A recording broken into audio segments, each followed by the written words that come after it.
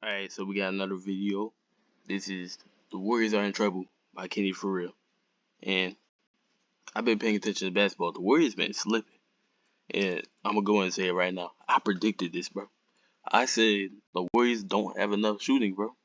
You got Jonathan Kuminga who can't shoot. You got Draymond who can't shoot. Chris Paul who can't shoot. Gary Payton who can't shoot. And Trace Jackson Davis, I think that's his name. He can't shoot. So I don't know what the Warriors are trying to do, but I'm gonna see what Kenny got to say about it. What's the word, y'all? For the last month, 2 months, we kind of assumed that we knew the 10 teams in each conference that was going to make the play-in, right? These top 10 and these top 10. But look who it is out of nowhere, just one game. Yeah, the Rockets did come out of nowhere. Like, everybody thought when Sengun got hurt, the Rockets would just fall off. It's been the opposite. It's because of Jalen Green, basically. And, what's his name? Bro, this backup center stepped up. I forgot his name. Behind the Golden State Warriors to potentially cause Adam Silver to have an aneurysm. The Houston Rockets is here, and the What? Kenny, what are you talking about? Warriors might be in trouble.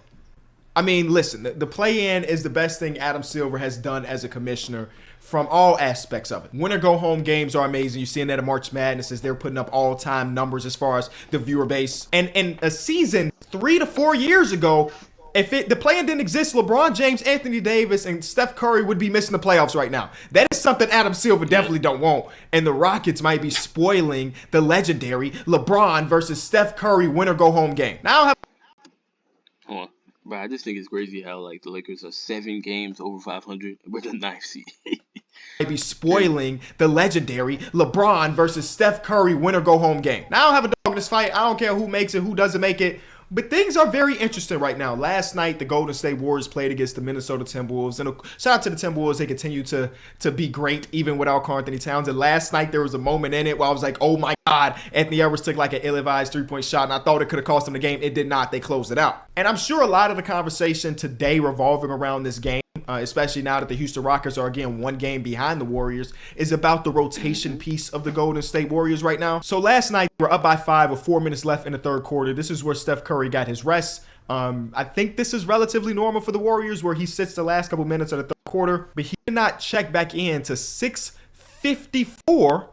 6:54 left in the fourth quarter. Yeah, I don't know why people always, like, every time the Warriors lose, and every time the other team goes on the run, everybody always posts on social media, oh, Curry 9 in the game. Why was Curry 9 in the game? The Warriors have been doing this for years. They've been doing this for a decade. So I don't know why y'all acting surprised, bro. At that point, that 5-point lead that they had was now a 5-point deficit. And that can matter a lot when you're the Golden State Warriors, which is just not a good team right now. Now, that's not the reason why they have not looked amazing. It's maybe just one of the factors in a lot of different things. Because even the game before that, when they played against the Indiana Pacers, it was just a rough watch. The Pacers had been playing amazing basketball, specifically Tyrese Halliburton had been playing amazing basketball. It felt Hey, Tyrese Halliburton bit trash. He had 2 points in the first half against the Lakers. like a very winnable game, but in that, they let the rope go. And again, the timing could not be any worse. Like, Steph Curry is not having an amazing month. Last night, again, he was really good. I think 31 points or something like that. But this month for Steph Curry has not been the Steph Curry that you are accustomed to, right? 22 points per game, 40% for... Actually, let me look at this. Where the points at? Bro, am I tripping? Oh, it's over here. Field goal is horrible. Oh my gosh. Okay. From the 36% from 3. Again, last night he was really good. 4 points. But for the most part of this month, he's been struggling. And I'm only comparing Steph Curry to Steph Curry, right? A lot of other players in the league, if they put up these numbers, be like, oh my God. But for Steph Curry, when this team needs him to be Superman, he just can't be Superman every single night. And that is part of the problem. They don't have a lot of people over there that can really hold it down if Steph is having a bad stretch. But I don't. Yeah, Jonathan Kuminga, when he was going crazy in literally like late January, early February, it was okay. Curry wasn't going crazy. Johnson's not doing that. The Warriors losing. I don't really care too much to talk about the Warriors and their struggles, because I'm more intrigued by the team that is creeping up, the Houston Rockets. Yep, you clicked this video thinking we were talking about the Warriors. No, we're really talking about the Rockets. Now, a lot of y'all know that when I watch NBA games, I have a document and I take notes on the games that I'm watching. It's a full document of pretty much every game I've watched this season. And sometimes my bullet points could be very, very simple. Sometimes it could be very complex. Here are like the Clip Notes version of the things I've seen in the Houston Rockets during their stretch. Now, I have not watched every single win on this current streak, but these are my first notes. The first note, obviously they have Alperen Sengun out for some time. I don't think it's been officially announced out for the season, but the injury looked bad. It said that it was announced. Maybe I'm tripping. It was nothing too crazy, but we don't know. But now that Alperen Sengun is not playing, they have the ability to literally switch everything. And they have been, maybe not everything, but they're switching a crazy amount. And I wish I had like Second Spectrum, which is like this big old statistical thing where I could kind of, because they track everything, I can track how often they're switching now versus when Alperen Sengun is playing. But the defense was already really good this season. That's why they were able to play solidly for the beginning of the regular season. It looks even better now because they have really plus defenders and they're switching a lot. I'm going to jump around in here. I think the player I was trying to say earlier was Tari Eason. I really like Tari Eason. He can play defense and he can shoot. That's the only thing. And he's lengthy. Here a little bit. He reminds me of like a better shooting Vanderbilt that hasn't got the defense. Part of that is Jalen Green. And I know Jalen Green has had an explosion of an offensive output right now, which is amazing to see. I've said this before, that Jalen Green was one of those great spots in my NBA knowledge where I would watch the Houston Rockets, and I still couldn't tell you if I believe he was going to be a future All-Star, or was he going to end up like Jordan Clarkson? Was he going to be a Jamal Crawford type of player? I couldn't really bridge the gap to having a formal opinion. And I'm starting to figure that out right now. I'm starting to, now I might be late to the party. Y'all maybe already made your decision on what Jalen Green could or couldn't be. I'm starting to turn the corner to realize what he could be as a player. Here's his game log. 20. Oh my gosh. Bro, I did not know it was 28 points per game. I thought it was that closer to 25. The efficiency is crazy though. See, here's the thing. He's basically taking the same shots, just actually making and taking better shots. 8 points per game this month. 51% from the field, 41% from three. And the scoring aspect is dope, right? Obviously, they need more scoring output with Alperen Sengun going down, and he's been taking the reins on that. I mean, the game that I watched recently was against the Cavs, where he shot 9 of 20, which was 45%, but it was such a good game for Jalen Green. Then he had a couple 40 pieces after that. The scoring thing is the scoring thing, right? Jalen Green came into the league as a guy that a lot of people projected to be able to score in bunches. We knew that. It's just about getting his efficiency down, whatever. The things that I'm enjoying most about Jalen Green, there's two aspects of it. I think his progression as a defensive player in this season alone needs to be talked about more. I did a segment. All right, nah, I feel like you're over-exaggerating a little bit. I mean, he's better at defense, but I feel like that's also because the people around their defense. I mean, it's not a significant jump. My podcast, right, where I was trying to, again, do what I've been trying to do. We're trying to figure out where Jalen Green is going to sit as the NBA player. So for 3 games straight, I watched Jalen Green. I didn't watch the Houston Rockets. I tuned into their games earlier in the season where I didn't care about the other 9 people on the court. My eyes were locked on and glued onto Jalen Green, and I was disappointed in his defensive output, his rotations, his IQ on the defensive side of the ball, because he has the tools, right? He's a thin frame 6'4" guard, so he's limited in a little bit, but he's one of the fastest players in the league. We see on the offensive side that he has just all of the tools to be at least an average to plus defender. And in that 3-game stretch that I watched, I was highly disappointed. I've watched a lot of this team during this run, and it's night and day. Now, he's not out there looking like a prime Jimmy Butler. He's not looking like Kawhi Leonard. But that improvement from being I'm super disappointed to, he's average to sometimes above average is night and day. So that's the one thing about Jalen Green's game that I've loved this month. The second thing is the decision making. In my notes, I thought it was. Yeah, mainly that. I don't know why he went to the defensive part. He's still not good at defense. He's still not even average at defense. A little bit more complex than that. In my notes, it says Jalen Green is not forcing it as much. That is good enough for me.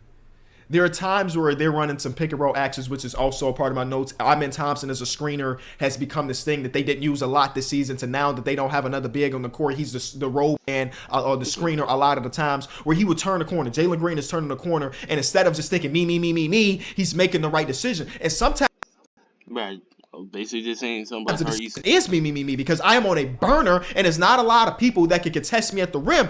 But other times I'm seeing him make the right play. And the right play doesn't necessarily translate to getting a bunch of assists a lot of the times, right? But Jalen Green getting the hockey assists or just setting his team up even better is things that he struggled with earlier in the season, and I'm seeing him turn. And that is amazing to see. This morning, as I woke up, I saw a clip of Shams Charania talking about how the Houston Rockets offered Jalen Green plus draft capital for Mikal Bridges in the... No, that's actually crazy. The Nets, y'all are meat riding Mikal Bridges, bro. There's no way that y'all think Mikal Bridges is gonna be a superstar, this Kawhi Leonard type, bro. He's gonna have to be like a third option on a championship team, not the first, not even the second, bro. There's no way y'all didn't accept that offer. And when I'm thinking multiple first round picks, I'm thinking like 3. Even if Jalen Green didn't end up becoming this all-star type player that we're seeing right now, like, that's still a good trade. Like, what? The Brooklyn Nets said no. I don't know how that's going to age, but right now, whoo, that they luck out because Jalen Green looks phenomenal. Yeah, in that Cavs game, there are a lot of times where they were trying to force the ball out of Jalen Green's hands, where they were sending 2 defenders at him, and again, making the right decision. I want to talk about Amen Thompson as a screener because the game has opened up so much more for him. Him and his brother obviously play very similar styles. Get well soon, Nassar, because that's some scary stuff. I hope you're doing well. But Amen Thompson having the space to be the role man, and I mean, he's one of the best offensive rebounding wing/guards in all of basketball. There's just so much opportunity, and I think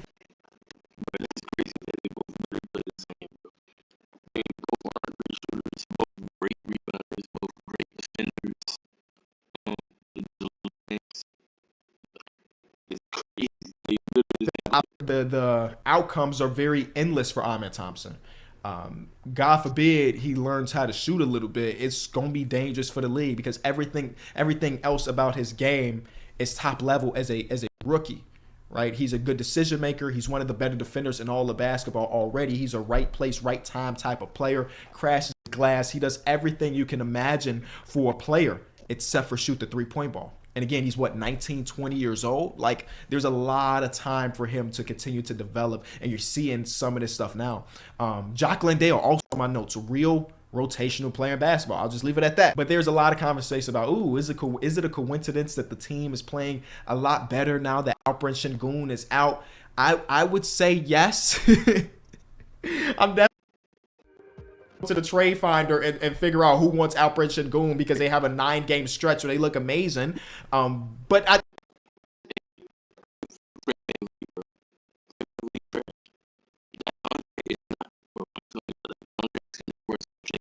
think the best thing about it is that it shows that this team doesn't have to have a single identity, right?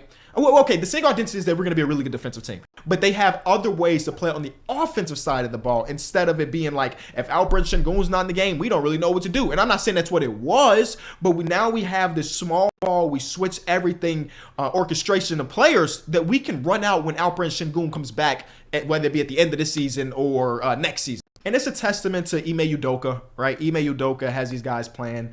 I don't think anybody really expected them to be this good. I know they started off well. They were one of the top seeds and then struggled the middle part of the season. But I think it just opens up the door to different ways to run a team and do a rebuild, right? The traditional way to do a rebuild is that we're going to be really, really bad for 5 to 10 years. No, we're going to be really, really bad to I think the perfect rebuild that the GMs want to say is we have 3 really bad years. We draft well in those 3 years and then boom, we're back into playoff contention. And the Rockets had 4 years of them being bad post James Harden? No, not 4 years. They had 3 years and then now we're here. They had 3 really bad years, and those years were again terrible. They got top picks in those years, and instead of saying okay, we're still going to be this super young team, we got money to spend.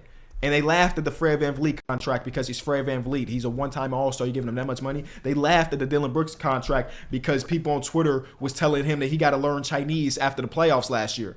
But they've built a culture by bringing in one of the better coaches and some good vets. Jeff Green left a champion.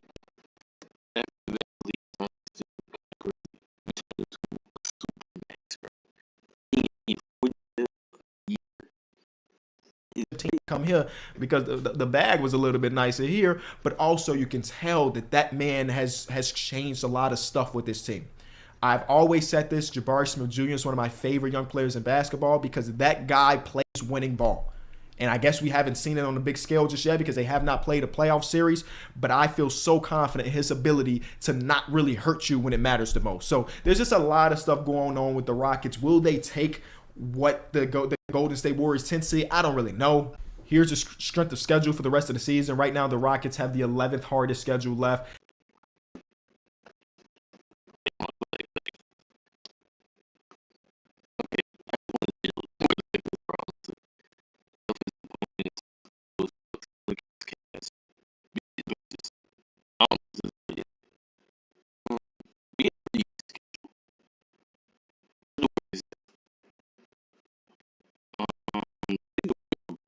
Here's the strength of schedule for the rest of the season. Right now, the Rockets have the 11th hardest schedule left. They still got to go against OKC one.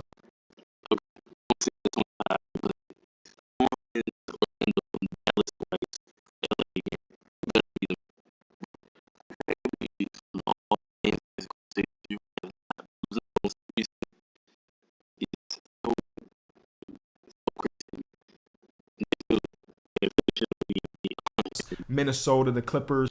They still got Dallas twice, Orlando, and then the Miami Heat. They still got 4 games against 2 of the bottom feeders out west, so they hopefully should take care of business. But if you look down here to 2015, it's the Warriors. So the Warriors have an easier schedule. Both have 12 games left. Again, who knows? It's the NBA. It's basketball. Anybody can win on any given night. I'm not here to make a prediction. I'm just here to shed some light on some of the cool stuff happening in the association. And the Houston Rockets streak right now is one of the coolest things happening. Let me know what you think in the comment section. Will the Warriors retain that spot? Do you think the Rockets have a real chance of taking it? I'll be down in the comments.